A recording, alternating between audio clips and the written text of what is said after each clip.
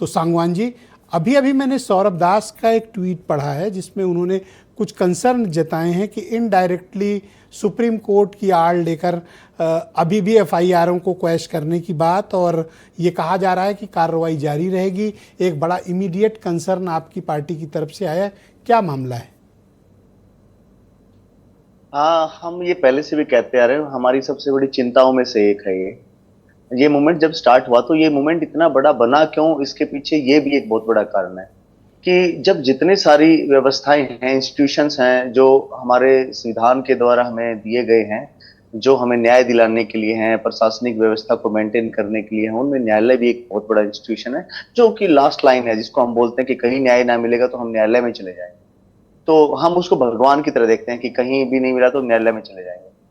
अब जब इतना बड़ा आंदोलन कर दिया युवाओं ने और उन्होंने, उनकी मांग जायज थी इसलिए मांग मान भी ली गई। ये अगर मानी है तो बहुत जायज थी, तभी मानी है सरकार ने। और मानने के बाद एक और मांग थी कि इस समय में जितने भी युवा आंदोलन कर रहे थे भिन्न भिन्न स्टेट में, तो वहां पे किसी भी युवा के ऊपर कोई इस तरह की कार्रवाई ना हो, दंडात्मक कार्रवाई ना हो, ये एश्योरेंस उन्होंने दिया हमें।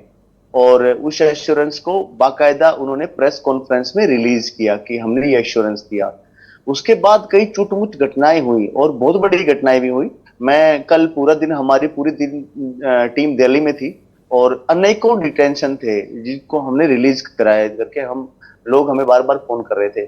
देन शाम को एक प्रेस कॉन्फ्रेंस करी और हमने ये बताया कि आपको कॉल ऑफ करना पड़ेगा इस चीज को लेके कि आपने जो कमिटमेंट्स दिए हैं वो कमिटमेंट्स पे आप खरा नहीं उतर रहे हो, otherwise we have to take a different call, हम नेशनल वाइड कॉल लेंगे। उसके बाद से अलग अलग स्टेट से ये हमारे पास आया, एडवाइजरी आई अलग अलग स्टेट गवर्नमेंट्स की तरफ से, लिखित में आया कि हम ये प्रोटेस्टर के ऊपर जो एफआईआर है वो हम वापस ले रहे हैं।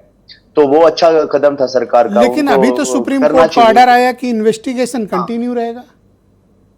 हाँ, अब ये एक सबसे बड़ी समस्या है जो हमने पहले भी उठाई है, जो सौरभ दास ने ट्वीट किया है कि आप ऐसे इंस्टीट्यूशंस को कैसे इस्तेमाल कर सकते हैं। मैं ये वर्ड बहुत संभल के बोल रहा हूं क्योंकि अगर इंस्टीट्यूशंस को ये चीज देखनी है तो हम, एक पीआईएल इस बात के ऊपर भी लगी थी कि कोर्ट को इस संज्ञान लेना चाहिए किस तरह से बर्बरता ने पुलिस ने बर्बरता से स्टूडेंट्स को मारा है। आपको देखिए तो सीजीआई साहब, जो रिस्पेक्टेड सीजीआई साहब है, उनका बयान आया था कि मेरे पास समय नहीं है इस तरह के देखने के लिए।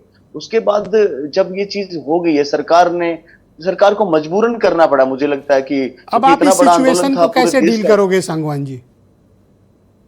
देखो, हम तो इसको सारे देश में फिर से यही हुंकार कर रहे हैं, आपसे भी और तमाम जर्नलिस्ट से भी और जितने ओपोजिशन के लीडर हैं उनसे भी, कि सवाल पूछना कौन सा गुनाह है इस देश में। आप लोग भी सवाल पूछिए, हम भी इस बात को, हमने कोई कंटेम्प्ट ऑफ कोर्ट किया नहीं है।